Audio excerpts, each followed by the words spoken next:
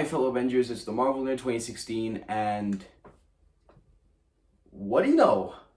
It's 2024. Happy New Year's, ladies and gentlemen. But, yeah, today I'm gonna be doing my movies of 2023 list. Now, I've never done this kind of list before. I'm pretty sure most other film YouTubers probably have made like their top 10 best movies of 2023 or their top 10 worst movies of 2023. But this time I'm gonna be doing something differently. So in this video, the list is going to be set into 4 categories. There's the disappointing movies, the surprising movies, and mediocre movies, and finally, the one and only best movies of 2023. So yeah, those are going to be the categories of this list. And sadly, don't expect any of these movies showing up on the list, but they will show up in my honorable mentions section, which I will talk about and hell, maybe even say something about this certain film which I wasn't able to put in the list, but they will be on the honorable mentions. Hold it. Stop everything.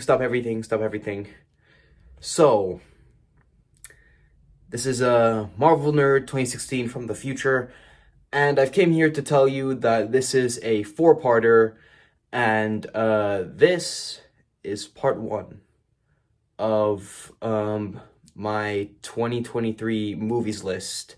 So yeah, just to let you know, because my stupid ass didn't really thought this through. So yeah, this is gonna be a series now. So yeah, back to the video.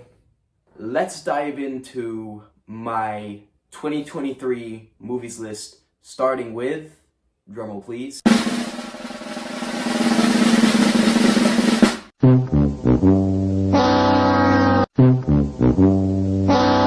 coming in at number 6, we got Indiana Jones and the Dial of Destiny.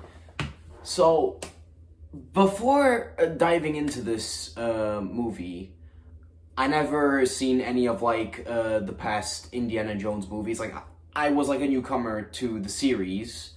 Me and my girlfriend, we did try binge watching the first 4 Indiana Jones movies, but we didn't fully got the time though. But I have seen like a few bits of the first Indiana Jones, and I'm gonna say, pretty good movie, better than this. But yeah, the reason why this is on the disappointed list, like, first of all, this movie was 2.5 hours, but like most of it was just yippering and yappering, and it didn't really spend time like fleshing out everything. And what was that plot twist at the end with the dial, where it's meant to be about time travel now? And dude, like, Indiana Jones gets done dirty in his own movie, bro. Like, especially because like he's meant to be like because in this movie they literally portray him as this cranky old grandpa, and he finds out about the dial, and then he's like, oh shit, gotta find this dial, and we're bringing along Phoebe Waller-Bridge. Jesus Christ, I don't mind the actress, but her character, oh my god, she was so annoying. Like, she was unlikable. I didn't like the side characters. They felt very boring. They didn't add like any substance, or like even like any care or anything to Indy. They're mostly just there just to be like, hey guys, look, we have these 2 characters, and look at Phoebe Waller-Bridge.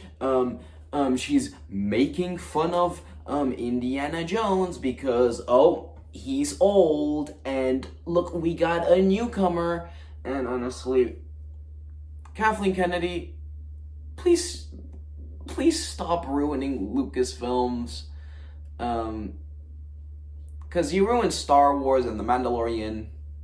Please don't touch Indiana Jones, and I think I might just go binge watch the OG Indiana Jones just to get that horrid taste out of my mouth.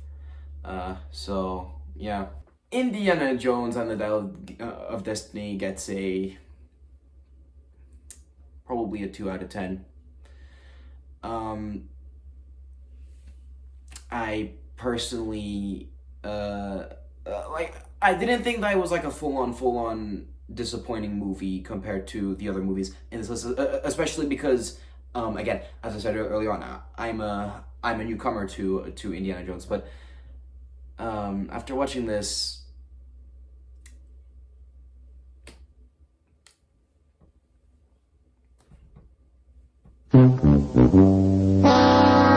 coming in at number 5, we got Rebel Moon.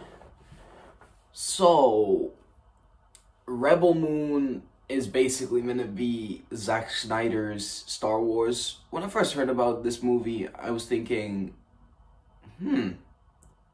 Zack Snyder's version of Star Wars. But originally, Zack Snyder did pass this script onto Lucasfilms, but they rejected it. But I do remember like seeing like all these other like reviews saying, "Oh, this is such a disappointment and a disappointment and disappointment and disappointment and yada yada yada." But I was thinking, is it really that bad? So then I watched it on Netflix, and then I was thinking, huh?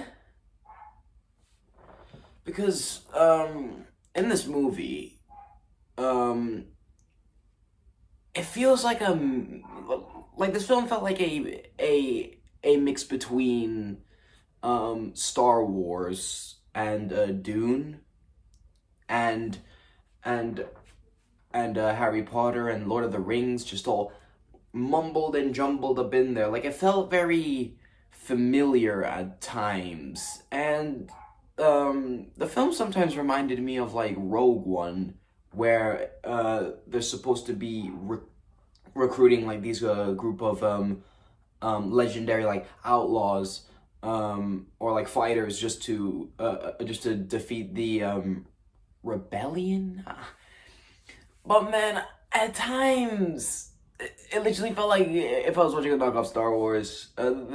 This was like more of a knockoff Star Wars compared to Dune. I think maybe I was too harsh on the Dune movie though, especially because I recently read the book. But anyways, back to this film.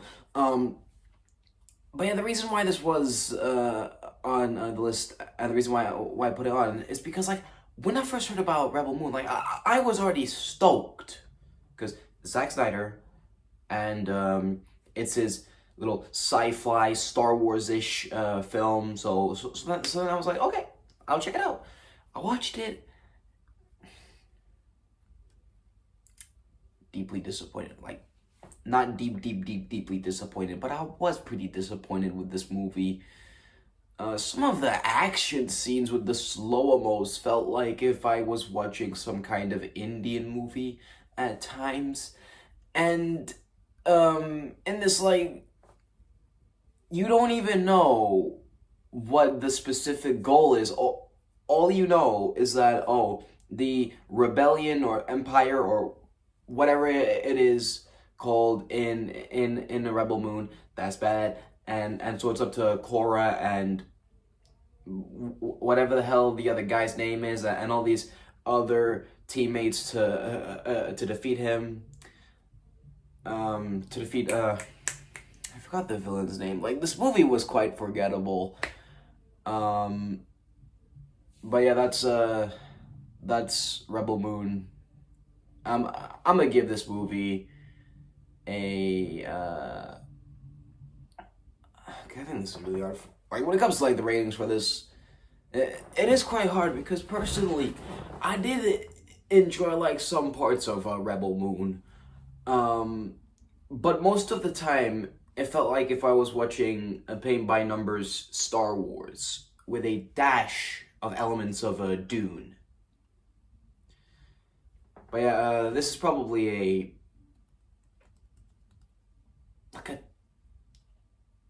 2.4 out of 10.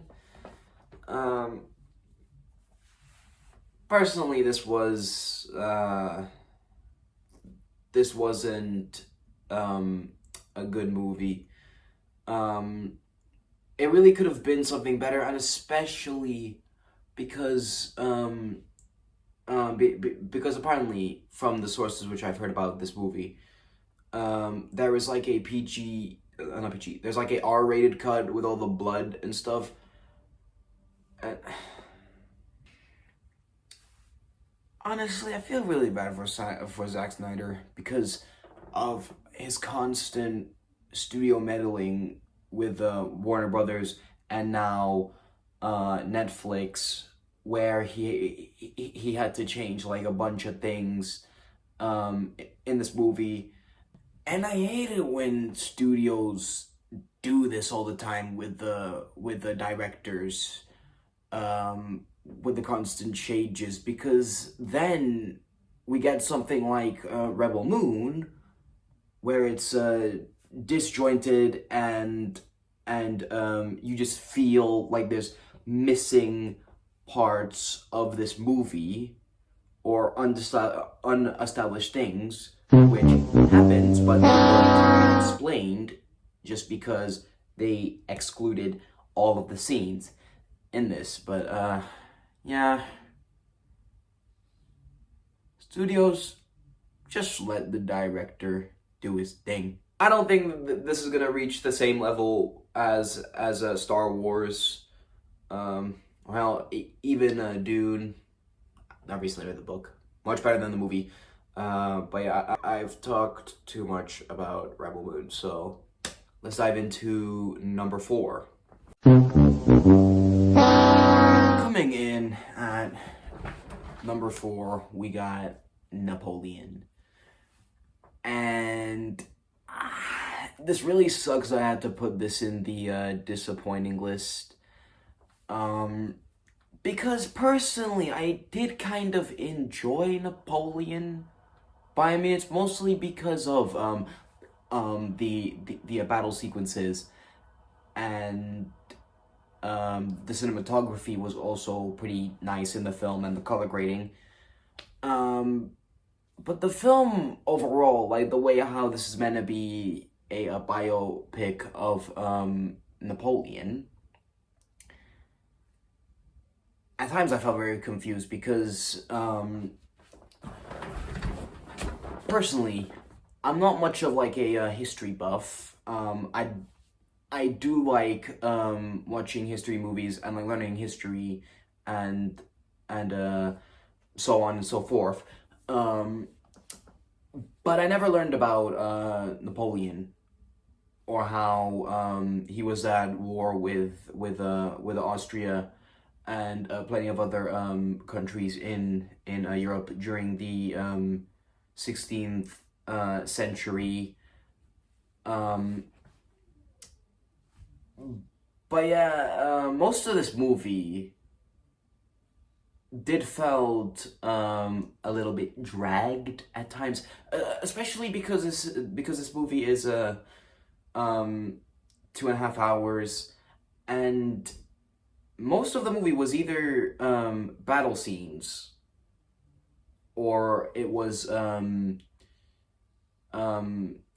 Napoleon and Josephine fadoodling, if you know what I mean.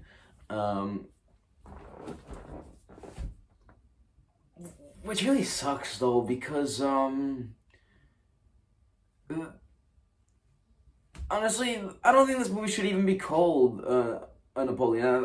I think this should have just been called Napoleon and Josephine, because most of the movie was just dedicated towards Napoleon and Josephine's relationship, and personally didn't mind it, kind of, but it did feel dragged. But yeah, that's Napoleon.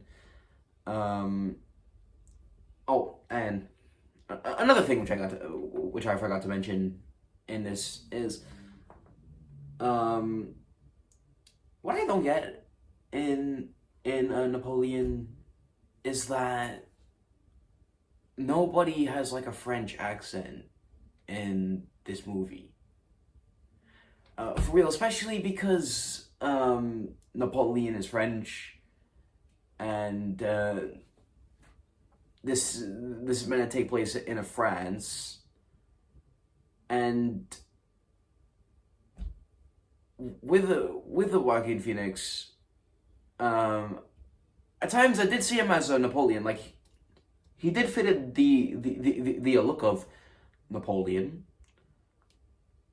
but his accent and his voice, everything felt the same though. Like there wasn't even like a flair of French in this movie. But that was most like a nitpick of this film. But overall, do wish this film could have been a bit better. But yeah, overall, this film is a 3 out of 10. Again, I enjoyed some of the fight scenes in this, or battle scenes, sorry. And it did kind of gave me a bit of slight details on Napoleon's life. But it sadly didn't make the cut. So yeah, on to the next film. Coming in at number 3, we got Ant-Man and the Wasp: Quantumania. Oh, almighty Christ. This was meant to be a setup for Kang, aka the big bad for Phase 5 or Phase 6 or the future of the MCU. But since now this movie is kind of pointless now, especially because because they completely butchered Kang in this movie, and Ant-Man as well. Honestly, like he also gets done dirty in this movie, and oh god, the CGI was absolutely terrible in this movie. But I remember going into this movie feeling hyped, especially because this was meant to be a big setup to Avengers 5, which was originally meant to be called Kang Dynasty, but now it's no longer even called Kang Dynasty. Especially because in this movie, Kang wasn't even treated like a big bad Thanos-y villain. Even though he was originally meant to be, but we don't even know if Kang is even coming back in the MCU, because the Jonathan Majors situation, and especially because they recently fired Jonathan Majors. But okay, moving on from that. But my days. At first, I thought that the ending was gonna be something, but no.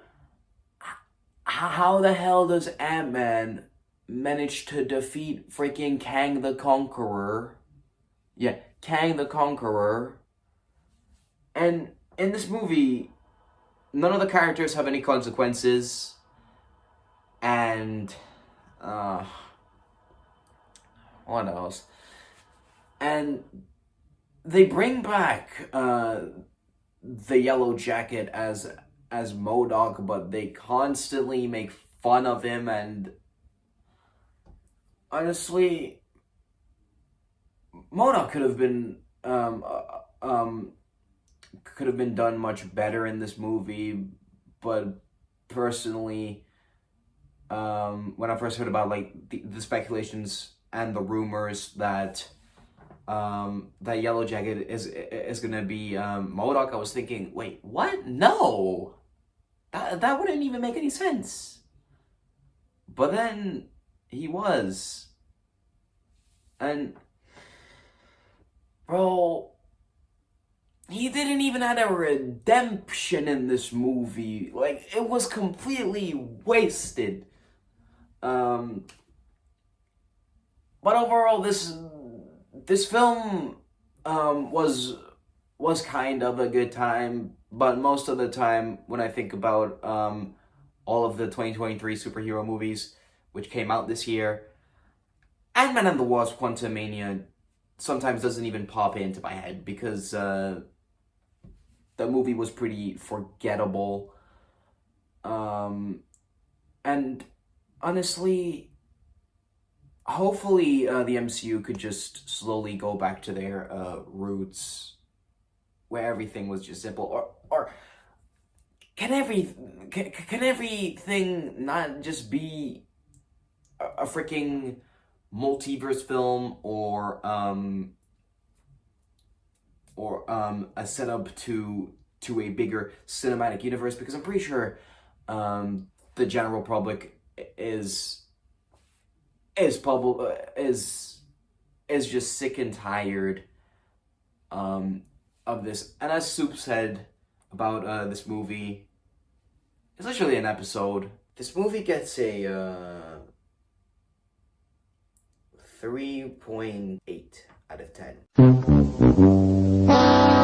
Coming in at number 2, we got Five Nights at Freddy's. When I first heard that it was going to be a Five Nights at Freddy's movie, I remember thinking to myself, oh my god, that's going to be crazy, but how is this going to be like a horror film? Because when the buzz came out about this movie, I just constantly thought to myself, is this just going to be like a security survival story of the security guard played by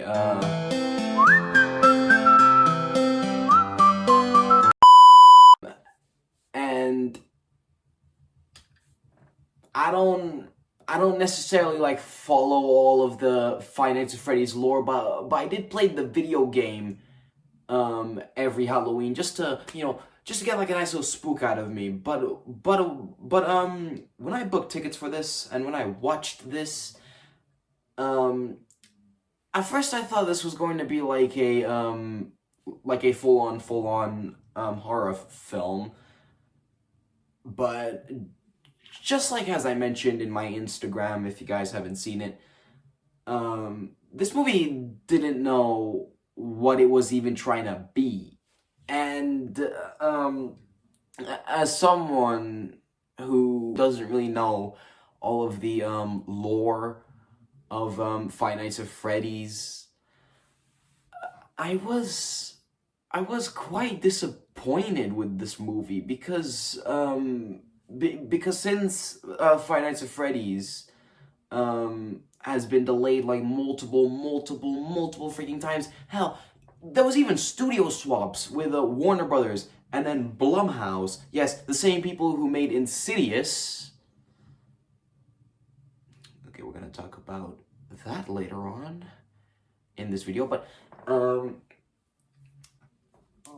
yeah, there was also like constant script rewrites, and everyone thought that this movie wasn't going to become a thing, but then it did.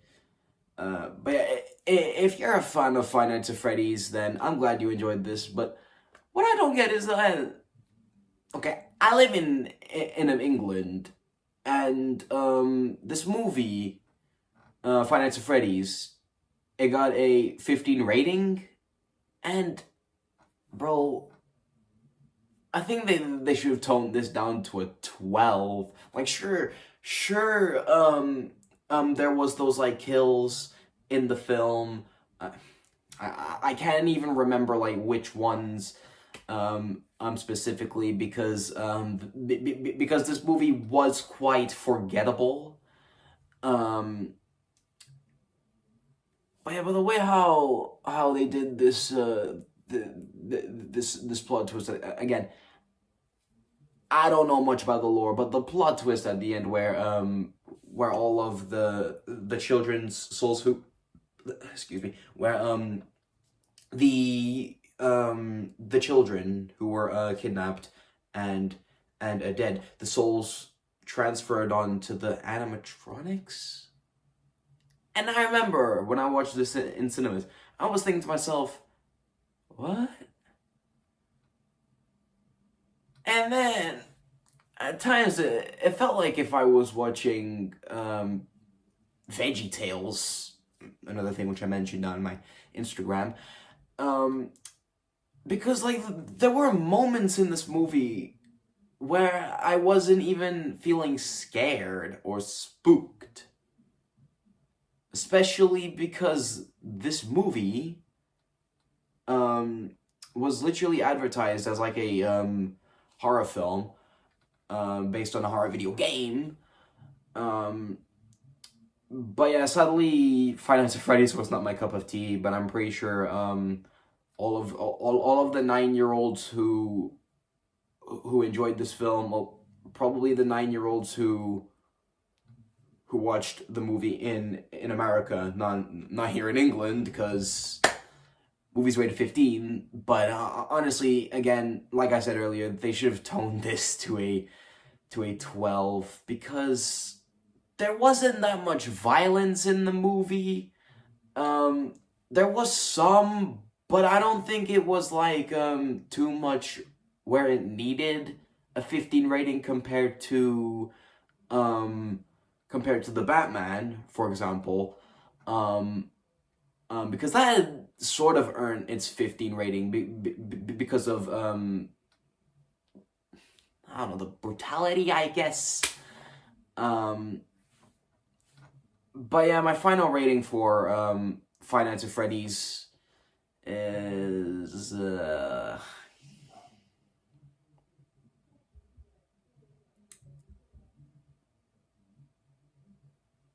I think this is probably like another 2 out of 10 for me.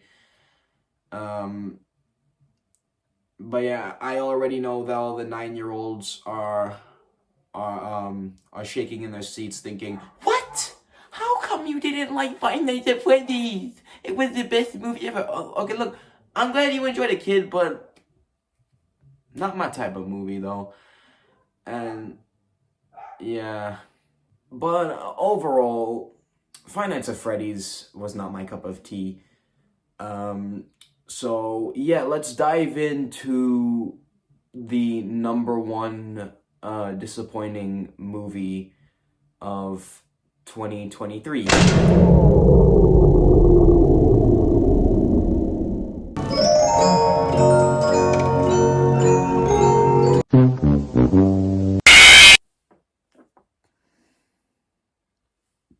So my number one disappointing movie of 2023 is Insidious: The Red Door.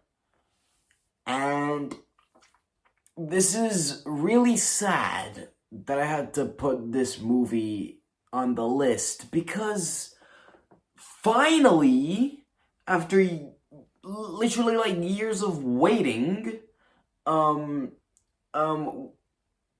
this is like the first Insidious film with the family back, and no more like random characters from the previous 2 Insidiouses, and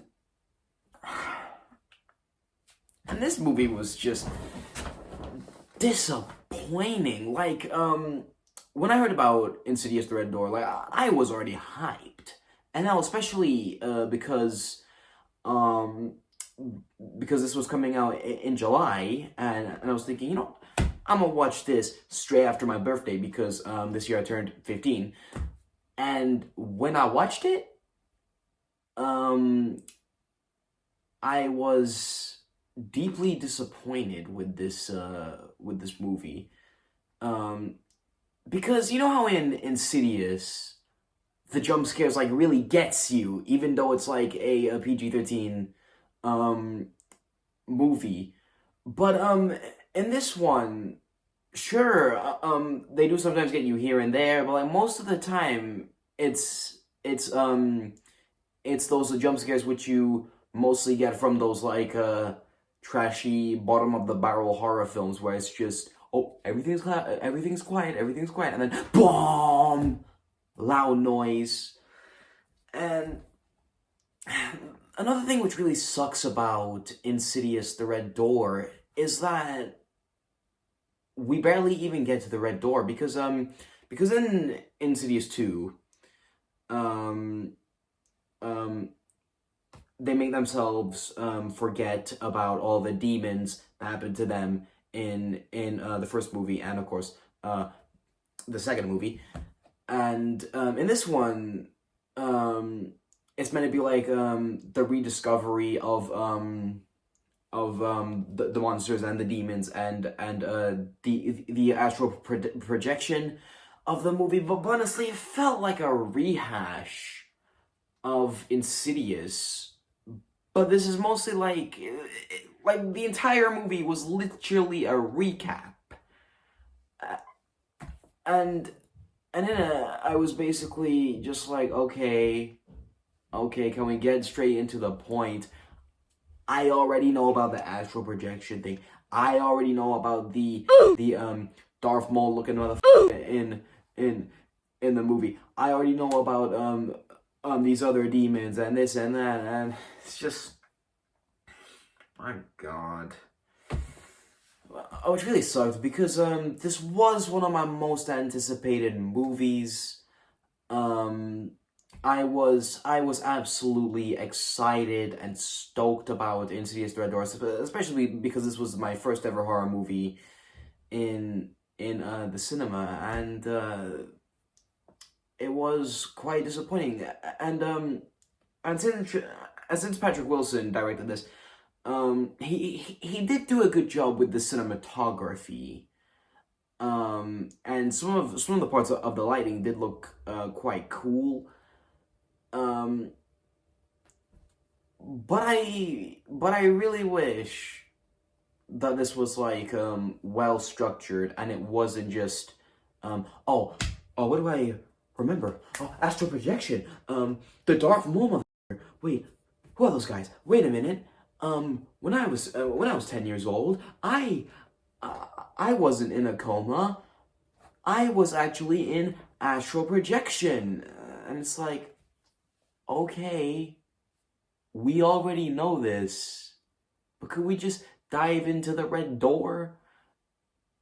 We don't even get to go to the red door until the final act of the movie. But another gripe which I have about Insidious: The Red Door is that some of the family members barely even get screen time in the film, because like most of the movie is either Dalton or the father. Lorraine completely cut out of the movie, and the other two kids, they're also barely in the movie. Like they only show up from the opening scene at the funeral, and then the ending. And it really sucked. I really wanted to like this movie, especially because this was like the final Insidious film with the Lamberts family, and they really butchered this movie. I know that Patrick Wilson tried to do it, but yeah, my final rating for Insidious: The Red Door is okay. I did make a video when I came out of the movie, and I'm gonna be playing that before my surprising movies of the year list. shows up. But I did give this movie a 4 out of 10. But then, the more I thought about this movie, the more I was like, since the other movies on this list, I gave like a 2 out of 10, a 2.8, 3, 2, and whatever.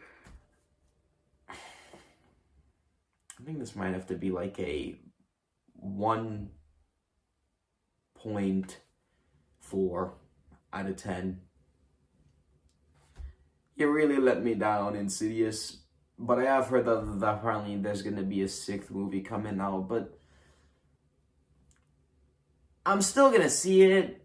But hopefully they bring back James Wan to direct the 6th Insidious. And yeah, this really sucks that the Lambert trilogy had to end with this.